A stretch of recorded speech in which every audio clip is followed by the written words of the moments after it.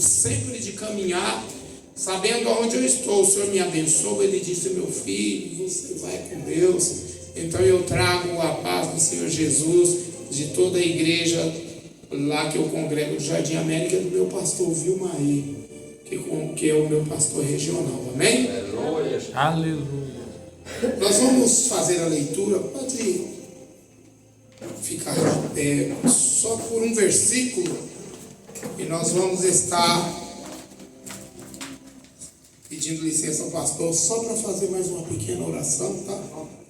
Diz assim: olha, mas os que esperam no Senhor renovam as suas forças, sobem com asas de águias, correm e não se cansam, caminham e não se fadigam.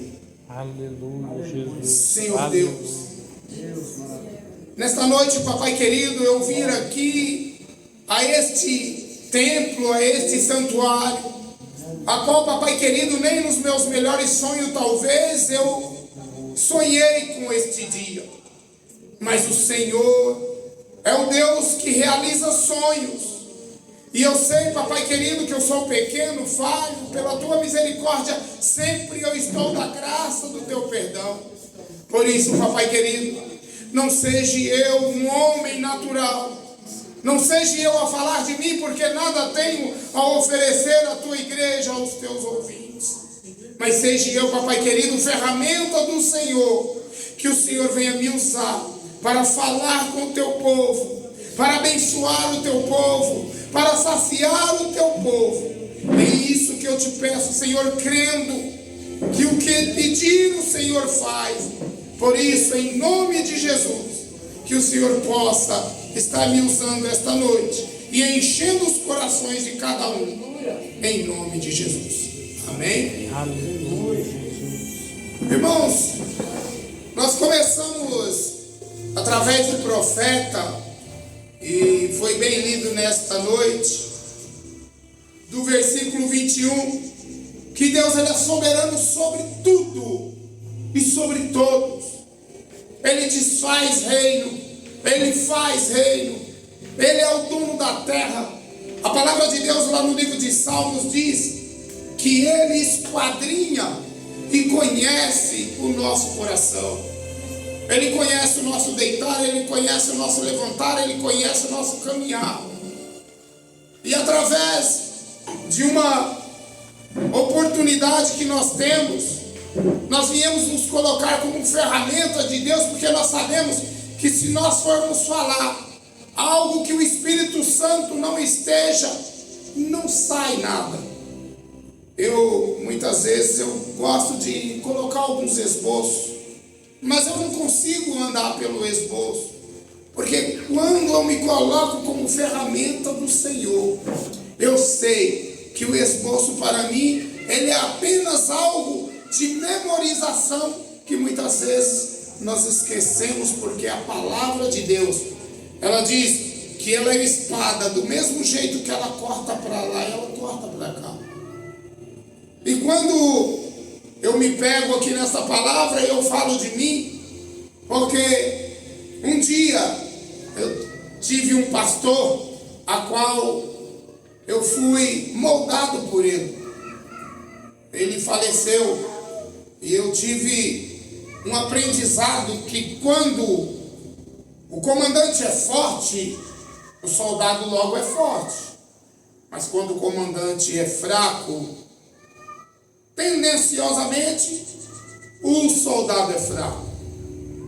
E muitas vezes teve coisas que eu aprendi na caminhada sem querer entender o porquê acontecia. Um dia ele falou assim para mim: Samuel, você já pensou em colocar a mão sobre os enfermos e eles ser curados? Você já pensou em colocar a mão sobre os prisioneiros de Satanás e eles serem libertos? Eu disse não. Ele disse: pois pode preparar, porque Deus, Ele tem algo contigo. Aleluia. E com certeza você vai ser um grande pastor. E eu disse: não, eu acho que o senhor está enganado. E um dia ele fez uma prova dos 9. Ele chegou e diz assim: rapaz, vamos dar uma volta aí. Eu andei com ele e ele disse: você está vendo aquele local ali? Está fechado, vamos ver se eles estão alugando. E quando chegou lá, o pessoal diz: não, aqui eles não alugam. Aqui é um local aqui que o dono daqui já ficou zangado com isso daí, fechou e disse que não vai abrir mais e talvez ele vai fazer até um outro tipo de construção aí. Mas o senhor não tem como dar o telefone, o endereço? Ele diz: não tenho, ele mora longe, nós não sabemos quem que é, os vizinhos. Foi isso a notícia. E ele diz: e eu creio que é por aqui que você vai ficar. Eu disse: pastor, como é que por aqui eu vou ficar, sendo que nem o dono daqui o senhor não sabe? E nós tocamos com 3 meses depois, já tinha esquecido, e ele me chamou de novamente para andar, e andando, ele lembrou: rapaz, eu lembrei, vamos dar uma volta lá para ver o que aconteceu. E chegando lá, estava do mesmo jeito. E ele chegou para o vizinho e conversou com o vizinho, e o vizinho disse: olha, pastor, eu acho que ele não vai alugar não, porque aqui ele colocou um bar, e aconteceu uma briga aqui, quase acontece um desastre aqui, e muita reclamação, e ele disse que não há. E ele vai, inclusive, fazer outra coisa. Mas e o senhor viu ele por esses dias? Ele passou aqui, tem mais ou menos não sei quanto, e ele vai, está morando aí, para uma fazenda aí. O senhor não tem o telefone? Tem. E ele passou o telefone, nós ligamos e pedimos o endereço dele, ele mandou o endereço deles e nós fomos. E quando chegou lá, ele diz: eu não tenho interesse em alugar lá, mas já que vocês vieram, eu vou contar um pouquinho. E contou, e o pastor falou assim para ele: rapaz, o senhor não pensou em abrir uma igreja lá não? Ele disse: não, nunca pensei. Quiser, nós somos da igreja e queremos abrir uma igreja lá. Aí ele diz: rapaz, eu nunca pensei, mas o meu coração abriu igreja. Igreja pode até não pagar aluguel, mas não vai me dar problema. E nisso daí, começamos a conversar e a conversa se estendeu e acabou que nós alugamos a igreja. Quer dizer, ele alugou a igreja. E ele falou assim: você vai dirigir a igreja? Eu já tinha levado uma surra para mim, a diácono, porque lá você é forjado na base do fogo. E um dia eu dei uma escola dominical lá, e nessa escola dominical o Espírito Santo me tomou e eu falei de usos e costumes. Vocês sabem, a irmã estava no dia, e ele tinha viajado e deixou essa escola. Só que é assim, quando você fala sobre a santidade, não é todo mundo que gosta. Falar usos e costumes dentro da igreja hoje é um tabu. E nisso daí eu apanhei. Ele disse assim: se você quiser bater em alguém, vai bater nos seus filhos, primeiro cria eles para bater. E nisso daí a gente foi forjado. Depois que eu já era diácono, que ele diz assim para mim: você tem coragem de ir lá?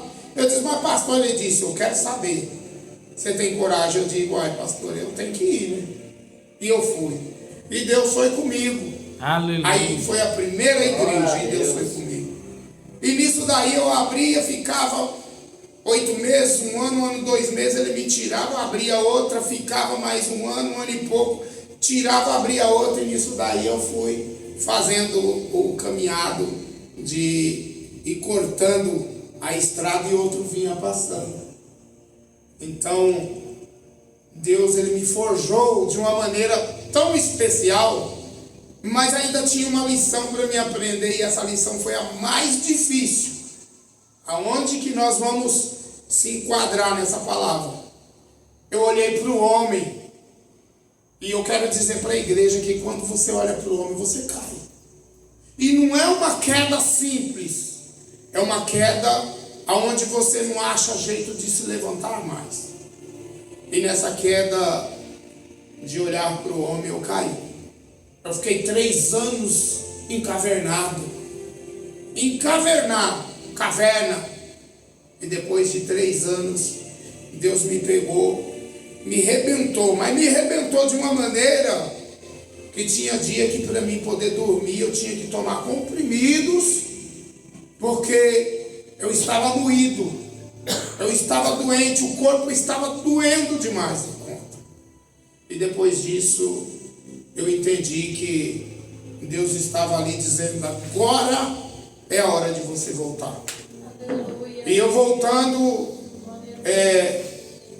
Deus me renovou as minhas forças, de maneira que eu fui devagarzinho, até eu entender que eu tinha que levantar aonde que eu caí.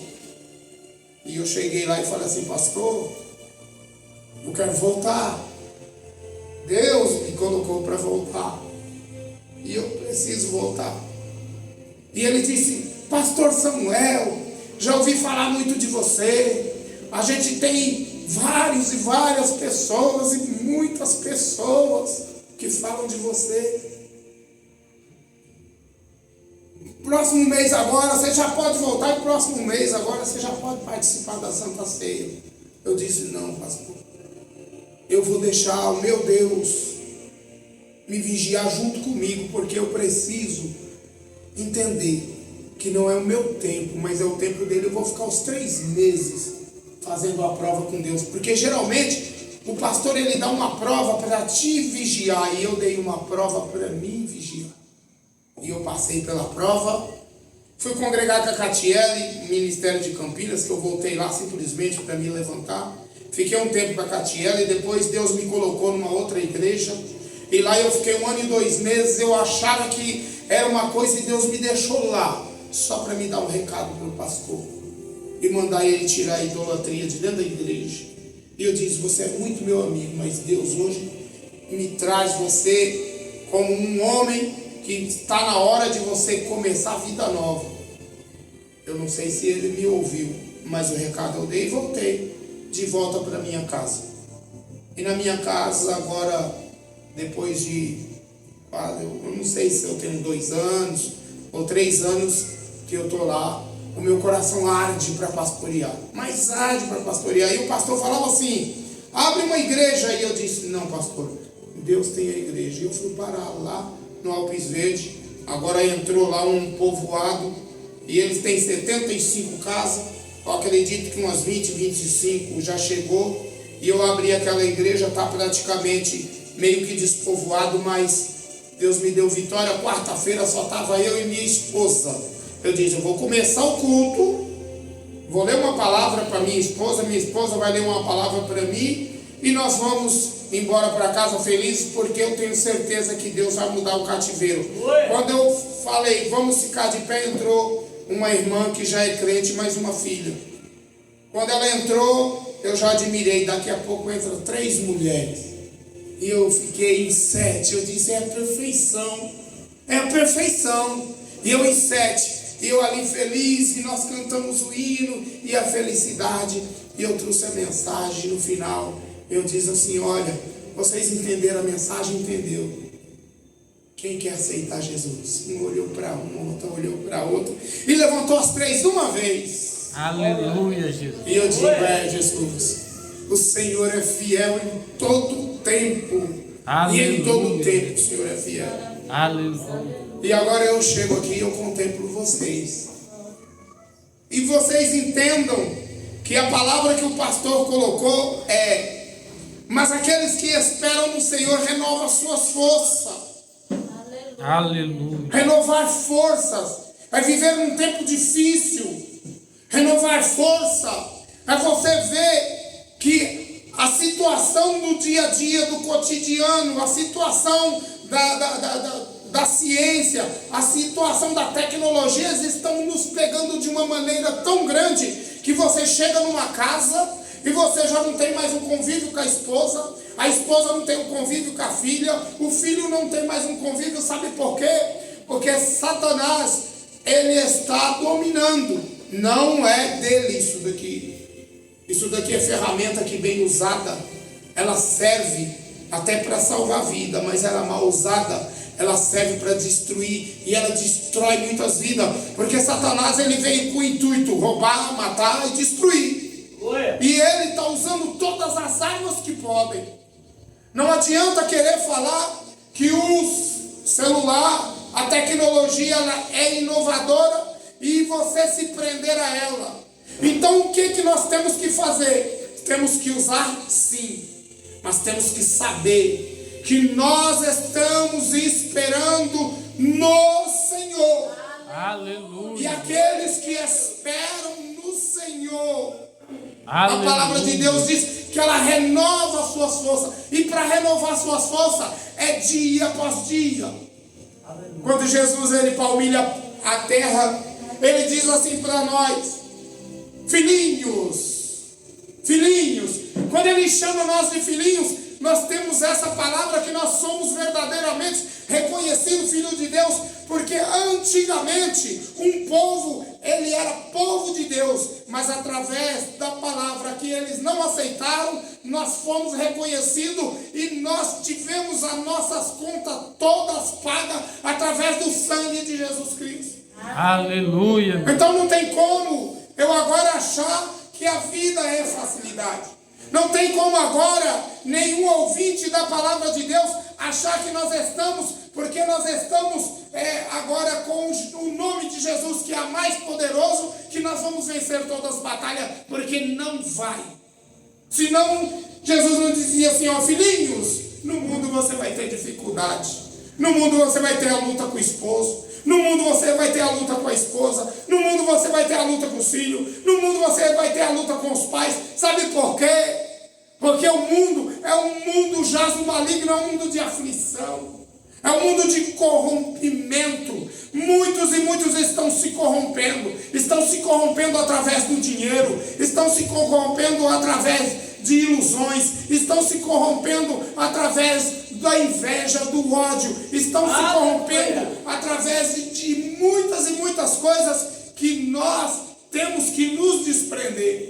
O apóstolo Paulo diz assim: olha, se desprendei de todo embaraço, se desprendei de todas as coisas. E nós fomos chamados simplesmente para entender que nós vamos se embaraçar, mas a palavra é: se desprenda.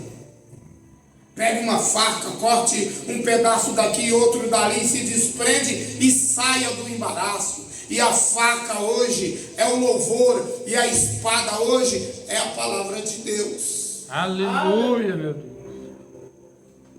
Salmo 119 diz assim: olha, a lâmpada para os meus pés é a tua palavra. Aleluia. É a lâmpada para os meus pés. Aonde eu ando, eu tenho que andar debaixo da palavra. E luz para os meus caminhos. Essa é a palavra. Glória a Deus. Agora chega Isaías com um pequeno versículo. Ele traz assim e ele diz assim: olha, aqueles que esperam no Senhor renovam as suas forças e sobem com asas de águia. Deixa eu te falar um pouquinho da águia. A águia hoje é uma das aves que ela tem mais tempo de vida na terra. A águia hoje ela consegue sobreviver acima de 70 anos. 70 anos é muito tempo para uma ave. E a palavra de Deus diz que nós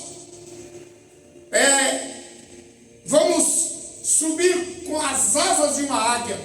Pela anatomia, o corpo é pequeno, mas quando ela abre as asas, a asa ela toma conta de 3 corpos do tamanho que ela tem. Aleluia. Ou seja, ele diz: e subirão com as asas de águia. Deixa eu falar aqui para você. A águia ela tem só uma pequena dificuldade. A pequena dificuldade da águia é quando ela está no rochedo ou qualquer lugar, ela vai bater a asa. Primeiro ela tem que impulsionar. A dificuldade é só conseguir impulsionar na primeira batida. Depois que ela dá a primeira batida, ela sobe. E quando ela sobe, ela simplesmente, ela agora não precisa mais fazer força. Porque o vento, ele dá uma margem para a asa se controlar no vento. E quanto mais ela se controla, ela vai para o lado que quer, ela atinge a mais de 100 km por hora.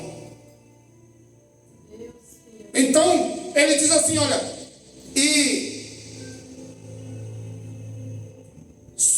sobem com as asas como a águia. O nosso negócio de dificuldade para pegar voo é aqui na terra. Nós temos joelhos dobrados para poder pegar voo, porque o nosso negócio é no alto. O nosso negócio é por cima. O nosso negócio não é por baixo. Você não vê águia no chão andando. Você vê ela por cima. E a águia, ela tem algo vamos colocar assim, de sobrenatural na questão da visão. A águia, ela enxerga dimensional. Ela consegue enxergar para cima, ela consegue enxergar para baixo e ela consegue para os lados e para baixo.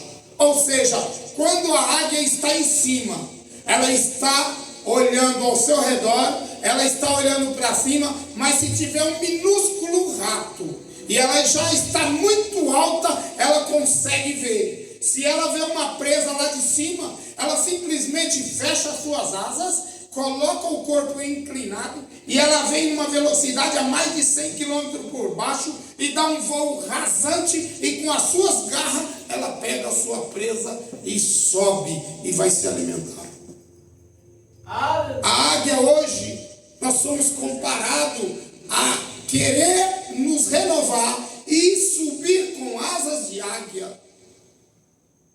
A águia, ela está sempre acima. A águia está sempre no rochedo. Muitas vezes fala assim, vamos lá no monte orar. O monte daqui é tão plano, quase, né? O senhor vai lá, né? Às vezes a gente vai lá, todo mundo aqui conhece o monte daqui. Quando eu estava na cidade do Mato Grosso, eu escolhi um local que realmente você tinha que subir. Subir, passar pelo meio do mato, das árvores, subir. É perigoso, onça e tudo. Mas quando eu chegava lá, era bom demais. Você sente a presença de Deus.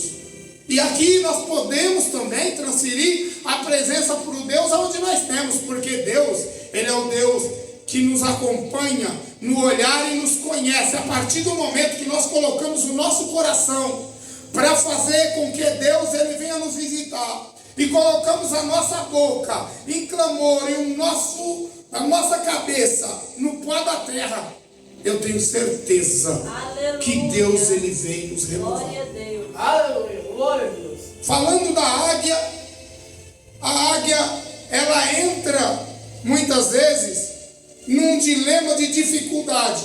A águia ela vai, mas a velhice começa a chegar.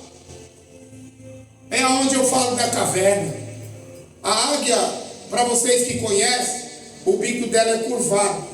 E quando ela pega na carne, ela arranca de pedaço. É como gilete. Então ela pega as unhas, quando ela desce no voo rasante, ela não precisa tocar no solo. Já vi águia na internet pegando peixe. Ela bate, do jeito que ela bate por cima d'água, e ela está enxergando o peixe. Ela bate e ela pega o peixe e leva o peixe para o alto. Ela não toca, porque as unhas dela são as unhas grandes, e é curvada, do jeito que fecha, é a mesma coisa de uma arapuca. Só que quando ela chega em um determinado tempo da vida, a águia agora, ela começa a envelhecer. E como ela começa a envelhecer? Através da sua ferramenta. E o bico da águia agora, que é para baixo, ele começa a criar uma curva que não tem mais jeito dela bicar para arrancar o pedaço da carne. E agora ela começa a passar a dificuldade. E as unhas dela também, como é curvada, ela vai curvando cada vez mais e ela não consegue mais pegar a sua presa. É o tempo agora que a águia nos dá uma grande lição. A águia agora não tem mais como comer e nem pegar a presa. Ela agora está passando por um processo que ela tem que procurar a renovação ou a morte. E a palavra de Deus, ela diz que para nós voar como águias, Nós temos que ter a asa perfeita, ou seja, nós temos que ter a nossa mentalidade do alto. A palavra de Deus, ela nos coloca como asas de águia. Mas a águia ficando velha, as penas dela também começam a crescer demais. E a águia também, ela tem alguns parasitas que ficam embaixo dela, que fica se alimentando da própria águia. E agora a águia não tem muita coisa a fazer a não ser se renovar. Como que é a renovação da águia aqui? Quem sabe? Alguém sabe? Glauciene? Arrancar as penas? Não, se fosse só arrancar as penas, estava bom. Mas para ela arrancar a pena, ela precisa de ter bico novo. E ela precisa de arrancar o bico. E ela precisa de arrancar a unha. Que jeito? Ela sobe a uma subida na rocha, bem alto. E de lá, com o voo já praticamente programado, ela desce. Do jeito que ela desce praticamente quase batendo na rocha. E ela vai batendo na rocha. A maneira que ela vai quase batendo na rocha, ela coloca o bico para tocar na pedra. Do jeito que o bico toca na pedra, vira uma lixa. Como vira uma lixa, ele começa a comer o bico da águia. De maneira também que as unhas dela é passada na pedra a mais de 100 km por hora, aonde começa a virar uma lixa e comer. Se ela calcular mal o voo da descida, para poder tirar o bico grande e tirar as unhas grandes, ela pode bater e por lá mesmo ela morrer. Ninguém viu nenhuma águia morta até hoje. Sabe por quê?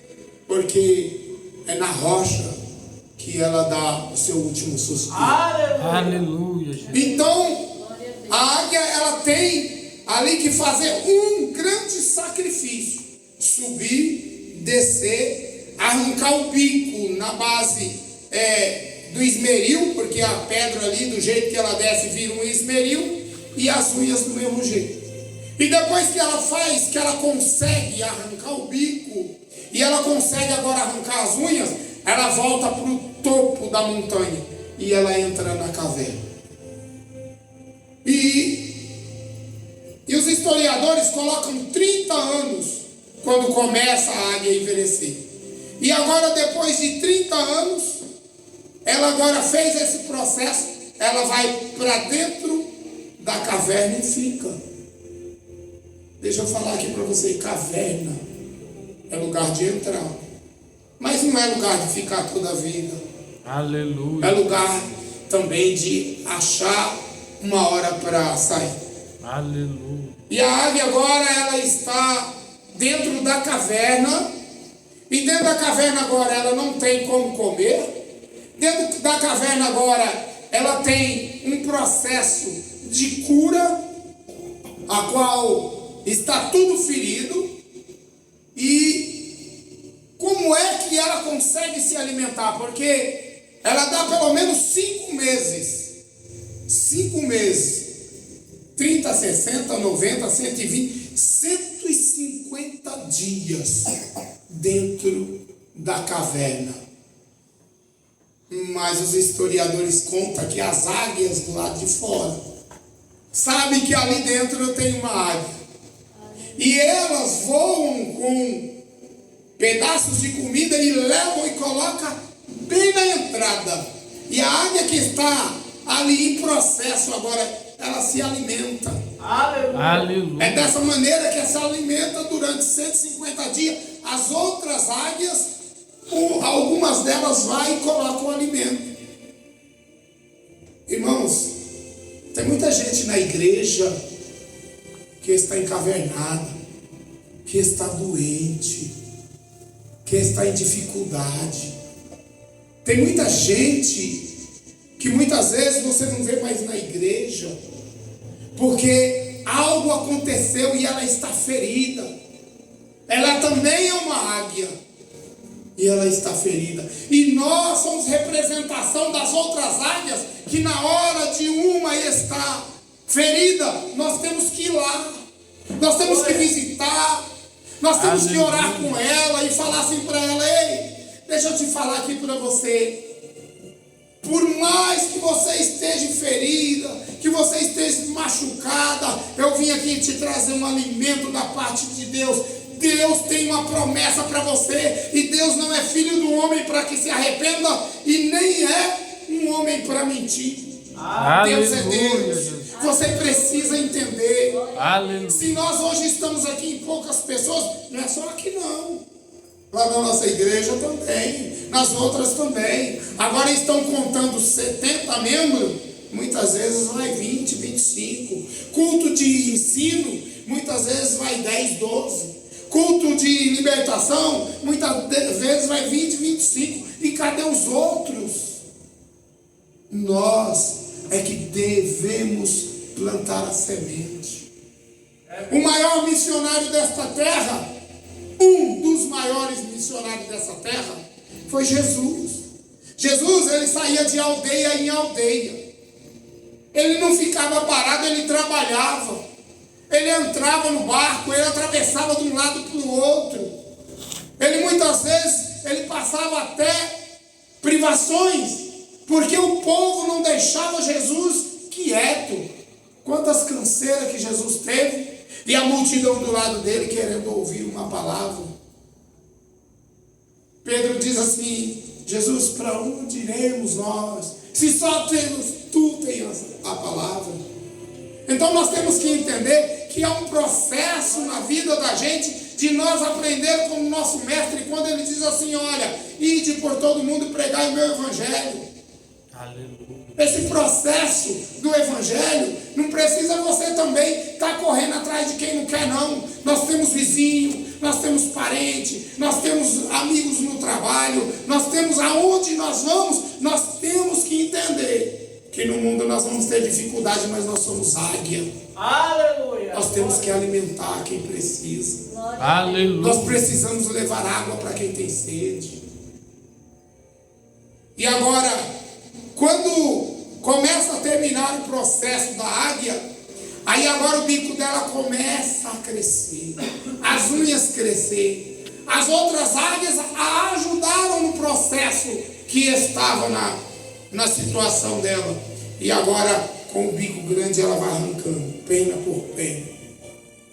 Pena por pena. Aleluia, meu Deus. É uma renovação. Uma renovação que eu preciso, uma renovação que você precisa. Aleluia. Aleluia. Glória a Deus. Aí diz assim: e renovam as suas forças, sobem como asas de águia, correm e não se cansam. Aleluia, Jesus. Correr é uma simbologia de uma maratona. Uma maratona de 10 quilômetros hoje. Eu já corri maratona de 10 quilômetros quando eu era garoto. Eu tinha ali meus 16, 17 anos. Eu fui para a maratona e eu corri 10 quilômetros. Eu cheguei ali entre os 300, se eu não me engano, não me recordo mais. Era mais de 1.800 pessoas. Para quem nunca tinha corrido, eles disseram assim para mim: você está de parabéns, você chegou com 300, teve muitos aqui que é corredor já de muitos anos, eles chegaram no número 400, 500, e eu olhava e eu dizia: eu posso ir até mais, só que eu não continuei. Nós somos comparados a um maratonista, nós temos que correr para cima do evangelho e levar o evangelho. Levar o evangelho. Aleluia. E nós não devemos se cansar do evangelho, nós não devemos parar na caminhada, nós devemos correr, porque Jesus está voltando, e ele diz assim: olha, nem meu Pai sabe nem o dia, nem a hora. Então vós sejais preparados, nós temos que estar preparados a todo dia. Nós não devemos ficar no acomodismo. Não, mas hoje está frio, é uma desculpa. Não, mas hoje eu cheguei tarde, é uma desculpa. Não, mas é porque deixa eu te falar aqui para você, quem tem compromisso com Deus, a palavra do Senhor diz assim, olha, buscai primeiro o reino dos céus, e as outras coisas serão ser acrescentadas. O que você quer? Não adianta correr atrás de coisa que não se leva. Quando nós viemos para esse mundo, nem nome nós não trouxemos. Deram nome para nós, deram roupa para nós. E quando nós morremos, nós não vamos levar nada, e nem a roupa que nós vestimos, que alguém colocar, nós não sabemos como está. Então, para que deixar as coisas de Deus para depois? Depois eu vou, depois eu visito, depois eu oro, depois eu falo. Deixa eu te falar para você, Jesus está voltando. Os sinais estão se cumprindo a cada dia, Nós estamos vivendo agora, ainda num país que mesmo com sufoco, nós ainda temos o prazer ainda. Eu estava na evangelização todo domingo, que podia, eu pegava a caixa de som e ia para as praças e dizia, ei, deixa eu te falar uma coisa para você, Deus hoje te achou aqui. E eu posso dizer, mesma coisa, Deus ele te acha. Não adianta correr da presença de Deus. Da presença de Deus não consegue se esconder. Aleluia. Aleluia. Aleluia. Glória a Glória a Deus. Deus. Aí eu olho o versículo que diz assim, caminham e não se fadigam, não fica cansado. Se você for procurar aí no livro de 1 Samuel, capítulo de número, se eu não me engano, 23, versículo de número 11, você vai achar um jovem, porque a palavra de Deus ali, ela não traz um jovem casado, ela traz um jovem de família. Ele estava plantando uma terra aonde era conhecido como lentilha, e lentilha era a moeda do negócio, era a moeda do momento. E nessa plantação dele, ele com certeza, ele era um homem que conhecia o Deus de Israel, porque a palavra de Deus nos dá que ele era um dos valentes de Davi. E ele estava no meio daquele campo plantando, e todo dia ele ia naquele campo. E quando pensa, ao menos, começa a subir a multidão da aldeia, porque o campo dele estava pouca coisa afastada da aldeia. E com certeza ele fazia parte daquela aldeia. E sobe o povo da aldeia gritando assim, ei Samar, deixa eu te falar aqui para você, se eu fosse você, eu saía daí desse campo e vazava. Sabe por quê? Porque os filisteus, eles vêm subindo, e eles não vêm num número pouco não, eles vêm numa multidão. E quando falam na multidão, a multidão é grande. E eles vêm armados de espada, de lança, de capacete, de faca. Eles vêm e eles vêm matando o nosso povo da aldeia. Eles vêm arrebentando com todo mundo. Eles vêm pegando os meninos de escravo, as crianças de escravo. Eles vêm matando homens e mulheres. Eles vêm pegando homens de escravo. E eu vou dizer uma coisa para você, corre daí. Porque se você continuar aí, você vai morrer. Aí, eu acredito que ele estava aqui enquadrado aqui, naqueles que correm não cansam, naqueles que caminham não se fadigam. Aí ele olha e ele fala assim, mas Deus, eu sei o tanto de milagre que o Senhor já fez. E eu sou apenas um trabalhador, e eu dependo desse campo de lentilha para me alimentar minha família, para me alimentar aqueles que estão à minha responsabilidade, para me poder comprar minhas roupas, para me forjar do campo de guerra, e eu estou aqui. Desde todo dia que eu chegava, eu te agradeci pelo sol, e o Senhor me deu o sol. Todo dia eu te agradeci pela chuva, o Senhor me dava chuva. Agora meus campos estão praticamente em tempo de colheita, e vem esses endemoniados do meio dos infernos aí, matando todo mundo. E eu quero dizer, se o Senhor é comigo esta noite, ou este dia, porque a Bíblia não conta, eu quero dizer que nós vamos para cima deles. E Samar toma um poder tão grande da parte do Espírito de Deus, que quando os filisteus vêm de lá, correndo atrás do povo, para chegar perto da terra dele, eu creio que Samar pega lá a enxada, não sei se era naquele tempo, eu só sei que ele pega e começa a derrubar filisteus, e vem filisteus, e toma filisteu, e é 10 filisteus, e é 20 filisteus, e ele vai arrebentando tudo. Sabe por quê? Porque é jovem, porque ele está com a confiança ligada, porque ele é como a águia, ele, pensamento no alto, pensamento para cima, ele está cheio de vigor, porque o vigor do crente hoje é o Espírito Santo, ele está cheio de Espírito, ele está ali com força, e ele começa a arrebentar.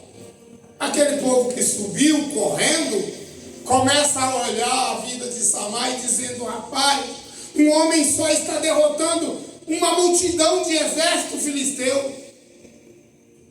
E nós estamos contemplando o poder de Deus. Eu creio que eles também se encheram do Espírito de Deus. E aí vem menino com pedra, vem menino com pau, vem mulher com pau. E eles dizem, a palavra de Deus, que eles derrotam todos aqueles filisteus. E Deus, ele faz a grande obra. Aleluia. Aleluia. Então nós não devemos temer a multidão que vem. Nós não devemos temer os gigantes da nossa vida. Não. Aleluia. Qual que é o campo de lentilha que nós temos hoje? Começa primeiro por mim. Porque o certo, primeiro Deus, depois eu. Senhor, toma esse volante. Aonde eu for, que o Senhor direciona. Direciona meus passos, direciona a minha vida. Esse é o primeiro Deus, depois eu. E depois de mim, meu campo de lentilha começa com a minha esposa. Senhor, a minha esposa, ela tem me sujeitado, ela tem me ajudado, ela é uma ajudadora.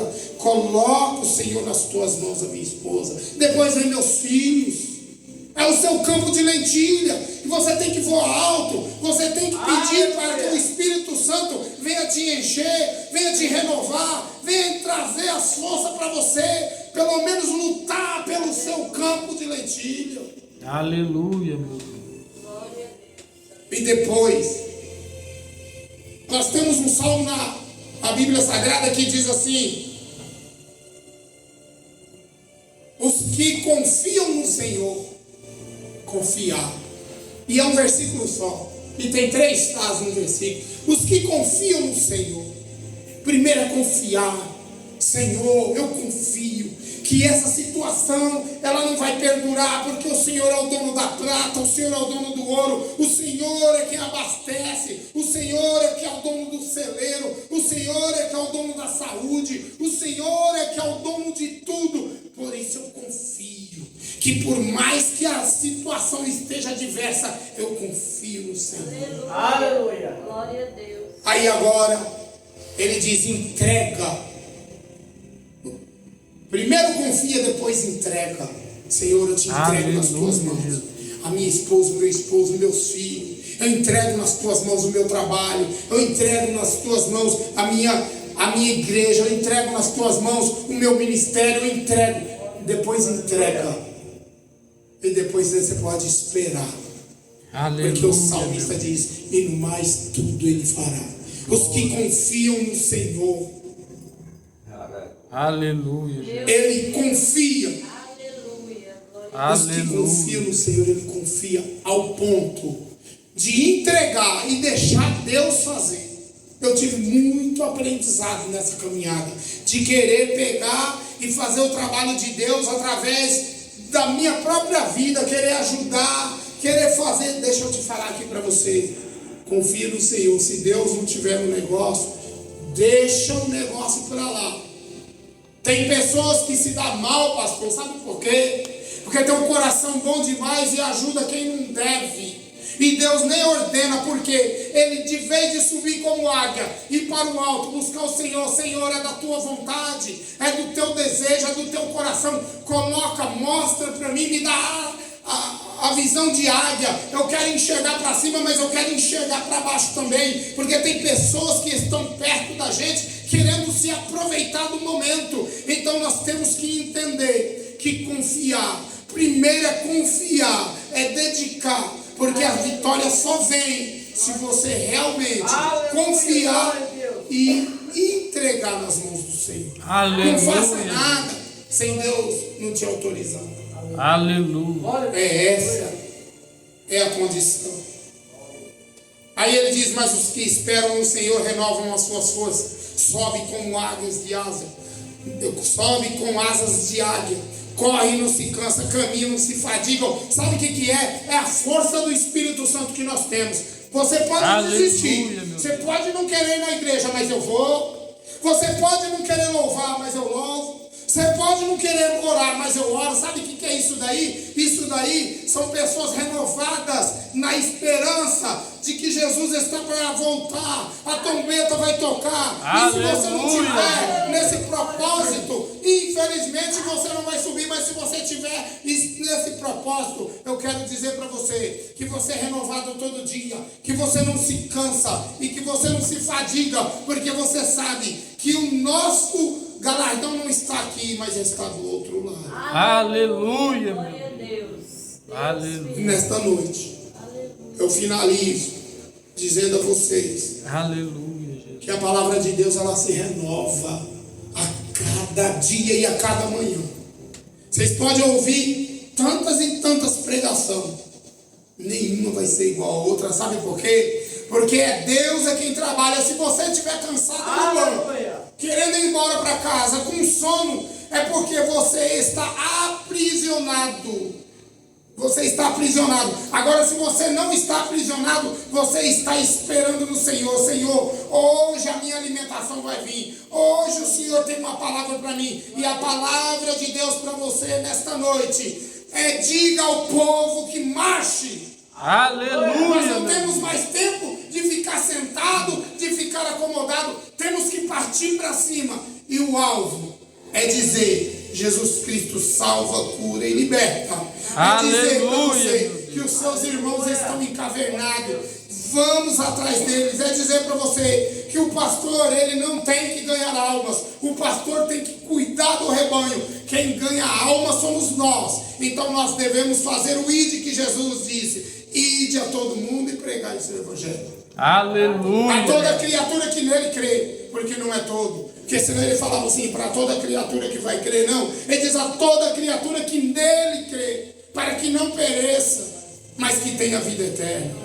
Aleluia. Essa é a palavra. Aleluia, glória a Deus. Vamos ser águias. Aleluia. Vamos Aleluia.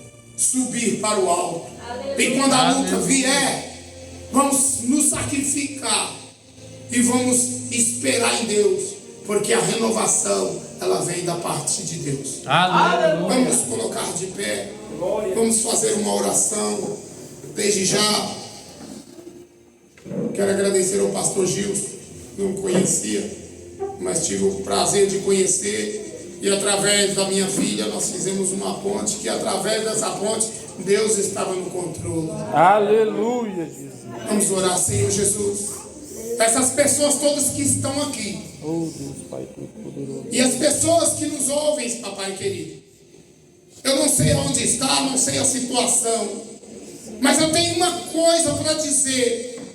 Que o Senhor me trouxe aqui hoje para renovar forças. Para dizer: não vai ter ninguém para nos parar. Porque o Senhor é o Deus da providência. O Senhor é um Deus que nos dá renovo. E por isso, papai querido, eu oro por aqueles, papai querido, que têm estado na tua presença, que têm ajudado na tua obra, que têm contribuído. As pessoas, papai querido, que estão na linha de frente, que o Senhor venha, papai querido, colocar, papai querido, o teu escudo, para que nenhum mal, nenhuma flecha, nenhuma palavra satânica, nada venha atingir o povo de Deus, e que o teu Espírito Santo venha blindar a cada um. Jesus querido, aqueles que estão desanimados, traga o renovo, traga o ânimo, papai querido. Aqueles que estão tristes nesta caminhada. Alegra, papai querido, porque o anúncio, papai querido, é que nós estaremos pertinho do Senhor. Aleluia. Aleluia. Jesus querido, que o Senhor venha entrar dentro do celeiro, aonde tiver um celeiro agora faltando, que vai haver fartura, que vai chegar o alimento. Papai querido, aonde tiver um acamado agora no leito de hospitais, que sejam parentes, que sejam amigos. Eu não sei de que maneira é que a pessoa pede, mas através desta oração eu quero pedir ao Senhor: toca, papai querido, e que neste horário eles venham lembrar que o Senhor é o Deus que faz na hora que o Senhor quer. Abençoa, dá saúde em nome de Jesus. Aleluia. Pai querido, abençoa aqui nosso pastor Gilson. Eu sei que a caminhada é difícil, papai querido, porque eu sei da dificuldade. Mas eu sei também, papai querido, que cada pedrinha, papai querido, de um dia após o outro, o Senhor está colocando uma escada para chegar em cima. Por isso, dá sabedoria ao teu servo. Jesus, Abençoa a sua aleluia. casa, abençoa o seu celeiro, abençoa o seu ministério e todos aqueles que chegarem perto dele. Que o Senhor venha, papai querido, também distribuir a bênção que está sobre a vida dele, sobre aqueles que chegam perto e que o acompanham. Aleluia. Senhor, a cada homem, a cada mulher desse ministério, toma nas tuas mãos, renova a força e dá para eles, papai querido, um dia abençoado, uma noite abençoada, e que o dia de amanhã, papai querido, seja um dia de luta, aonde que eles estarão lutando e cantando o hino da vitória. É o que eu te peço em nome de Jesus. Aleluia. Amém.